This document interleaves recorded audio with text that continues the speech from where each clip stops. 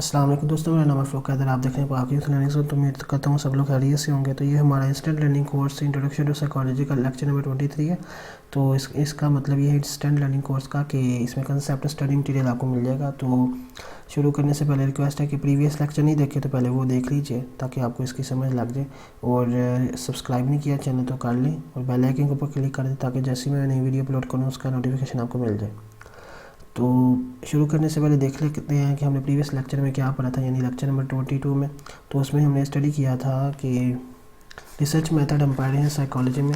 और इसके हमने पढ़ा था लास्ट लेक्चर में पढ़ा था जो थर्ड मेथड था ना, रिसर्च मेथड साइकोलॉजी का एक्सपेरिमेंटल मेथड, उसमें ये डिस्कस किया था। ये काइंडली पहले आप देख लीजिए।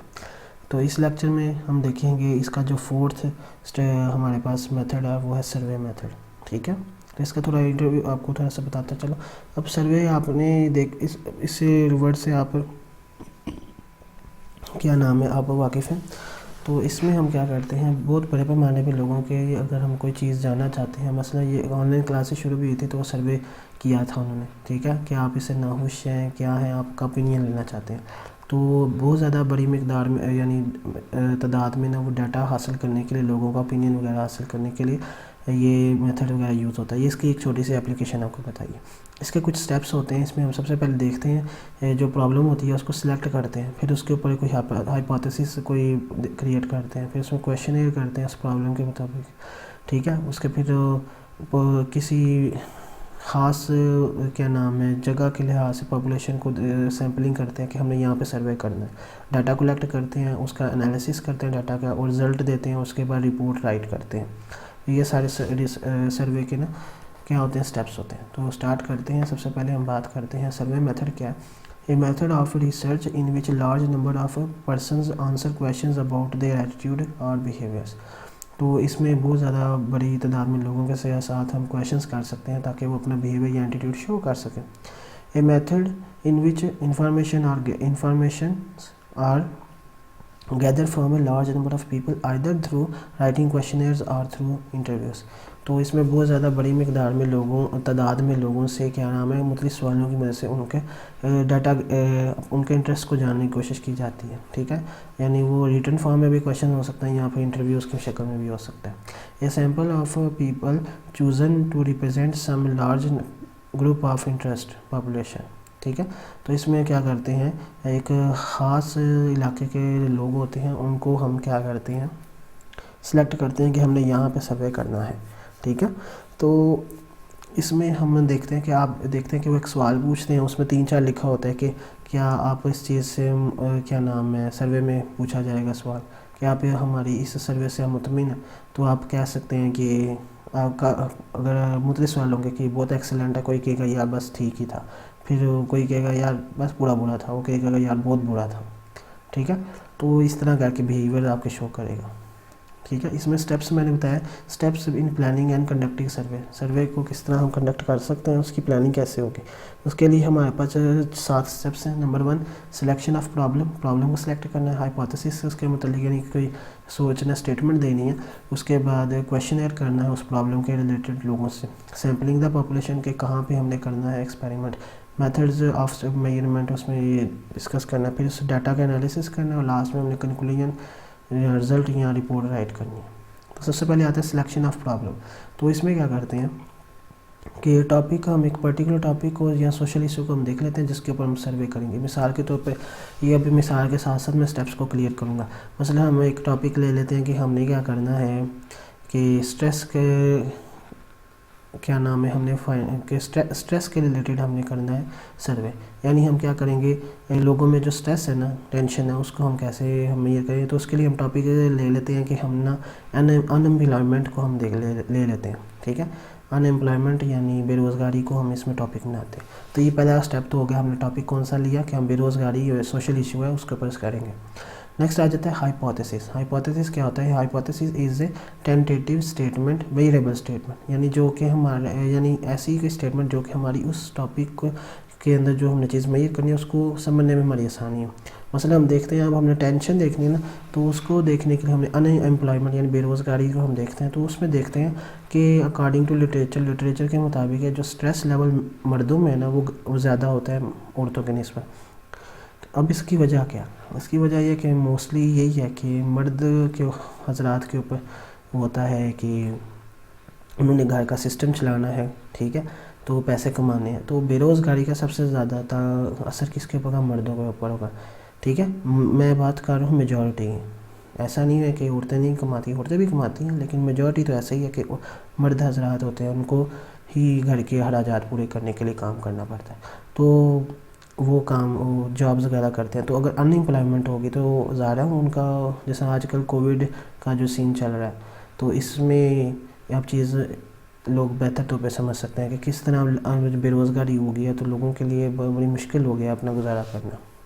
इसके बाद आता है next step, question air about problem. हम क्या करते हैं, उस प्रॉब्लम के रिलेटेड हम क्वेश्चंस करते हैं, ठीक है, मतलब हम MCQs की शक्ल में हम कर सकते हैं क्वेश्चन, ठीक है। Next step is to select the tool और स्केल ऑन रिलेटेड टॉपिक, ठीक है। इसके बाद हम क्या करते हैं, एक पैमाना बना लेते हैं कि उस प्रॉब्लम के रिलेटेड है या टॉपिक के रिलेटेड, ठीक है, कि क्या ये चीज़ इसका ये इससे आपको फ़ायदा हो रहा है, तो आप कहेंगे नहीं हो रहा, या फिर आप कहेंगे थोड़ा सा हो रहा है, या कहेंगे बहुत ज़्यादा हो रहा है, या फिर कहेंगे ज़बरदस्त है भाई जाने दो, ठीक है। तो क्वेश्चन ईयर क्या हो सकता है? क्वेश्चन ईयर की हम देख लेते हैं। A list of statement either in the form of question और simple statement which are direct source of taking information about some particular phenomena. तो किसी चीज़ के लिहाज से हम कर सकते हैं, ठीक है। तो आपने मतलब देखे होंगे, कोई चीज़ सवाल पूछते हैं, फिर उसके बारे में ना वो जवाब 3 से 4 जवाब होते हैं कि आप उसमें ये भी बता सकते हैं कि ये ठीक ही है, या फिर कहते हैं या बहुत बुरा है, या कहते हैं बहुत अच्छा है, या कहते हैं बस पूरा पूरा, ठीक है। अब इसमें ना 2 क्वेश्चन की टाइप्स आती हैं। क्वेश्चन एयर कौन से? 2। नंबर 1 ओपन एंडेड क्वेश्चन, यानी इसमें हम ये प्लान नहीं होता, it is designed to encourage a full meaning answer using the subject own knowledge and feelings, ठीक है। Tell me about yourself, यानी इसमें हम कहते हैं आंसर हम दे देते हैं, लोग आंसर देते हैं, उनको कहते हैं कि यार आपने ना बस अपने अल्फाज में बताना, तो वो दिल कर पैराग्राफ छाप दें। तो इसमें हम नहीं उनको पाबंदी लगाते कि आपने बस इतना जवाब देना, ठीक है, उस सवाल के मतलब आपने अपना जवाब देना, लेकिन अल्फाज आप जो से मर्जी यूज़ कर लें, कोई टेंशन नहीं है। लेकिन दूसरा होता है, इसमें आता है फिक्स्ड एंडेड या क्लोज एंडेड क्वेश्चन होता है, यानी इसमें बस हाँ या ना में बात होती है, ठीक है। मसलन इसमें ये सवाल है, do you get on well with your teacher, क्या आपके टीचर के साथ आपको वो सही पढ़ा रही हैं, इस क्लास से इस सूरत में ले लें। तो अगर आपको सही सब पढ़ा रहे हैं तो आप साफ साफ बताएंगे यस नो, हाँ या ना के अंदर जवाब देंगे, ठीक है। इसके बाद हम देखते हैं steps in planning and conducting survey. उसमें एक और आ जाती है, ये नेक्स्ट स्टेप आ जाता है सैम्पलिंग द पॉपुलेशन। अब इसमें हमने देखना है कि हम जो प्रॉब्लम डिस्कस कर रहे थे, हमने उसका सिलेक्शन की थी कि हमने अनएम्प्लॉयमेंट को डिस्कस करना, उसमें स्ट्रेस को फाइंड करने के लिए। हाइपोथेसिस हमने कहा था इसके मुताबिक दी थी कि मर्दों में ना जो स्ट्रेस लेवल होता है फीमेल्स की निस्बत ज़्यादा, उसकी भी हमने वजह देख ली, उसके मतलब क्वेश्चन एयर किया, ठीक है, और बेरोज़गारी के रिलेटेड। फिर नेक्स्ट आता है सैम्पलिंग द प्रॉब्लम। मसलन मैं पाकिस्तान में अनएम्प्लॉयमेंट को स्टडी करने के लिए क्या करता हूँ, एक शहर मसलन इधर गुजरात है हमारे पास, ठीक है, तो गुजरात में एक छोटे से इलाके, गुजरात के छोटे से इलाके में एक पॉपुलेशन है, ठीक है, वहाँ पे आबादी है, तो वहाँ पे जो लोगों की ना अनएम्प्लॉयमेंट को, वहाँ पे स्ट्रेस को डिस्कस करूँगा, ठीक है। नेक्स्ट आ जाता है methods of measurement. In survey method information from people can be taken by following method. Information लेने के मुख्तलिफ तरीके हो सकते हैं लोगों से। Number 1 step return question air की फॉर्म में, रिकॉर्डिंग्स की फॉर्म में, टेलीफोनिक ना सर्वे कर सकते हैं या फेस टू फेस कर सकते हैं, ठीक है, इंटरव्यू ले लेते हैं, डायरेक्ट इंटरव्यू। इसके बाद आ जाता है हमारे पास एनालिसिस द डाटा।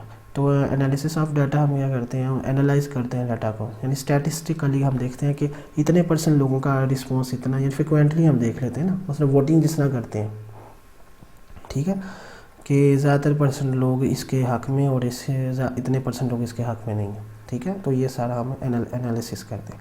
नेक्स्ट क्या करते हैं, रिसर्च, इसके रिजल्ट कंक्लूड करते हैं हम, ठीक है, कंक्लूड करते हैं और एक रिपोर्ट राइट कर लेते हैं, ठीक है, और जो हाइपोथेसिस हमने दी थी वो फिर देखते हैं कि ऐसे एक्सेप्ट हुई है या रिजेक्ट हुई है। इसके हम फ़ायदे मेरिट्स देख लेते हैं, डिमेरिट्स देख लेते हैं। फ़ायदे के information of from large group of people in short period, हम बहुत कम वक्त में ज़्यादा आप नॉलेज हम या इंफॉर्मेशन ले सकते हैं लोगों से, ठीक है, बजाय आप एक एक के पास जाने के आप इकट्ठे ही आप काफ़ी सारे लोगों से ले सकते हैं इंफॉर्मेशन। इसके बाद ये क्या है, डिमेरिट्स में आ जाता है इसके non serious attitude of people, सही तरह यानी वो इंटरेस्ट नहीं शो करते, बस इसको टाइम पास समझते हैं। Can be expensive in some cases, बहुत ज़्यादा एक्सपेंसिव ही हो सकता है, मसलन ज़्यादा बड़ा पॉपुलेशन है तो वहाँ पे इसको करने के लिए, परफॉर्म करने के लिए बहुत पैसे लग सकते हैं। तो ये यही था इस लेक्चर के लिए। इंशाल्लाह नेक्स्ट लेक्चर में हम इंटरव्यू मेथड देखेंगे। मिलते हैं नेक्स्ट लेक्चर में। अल्लाह हाफिज़।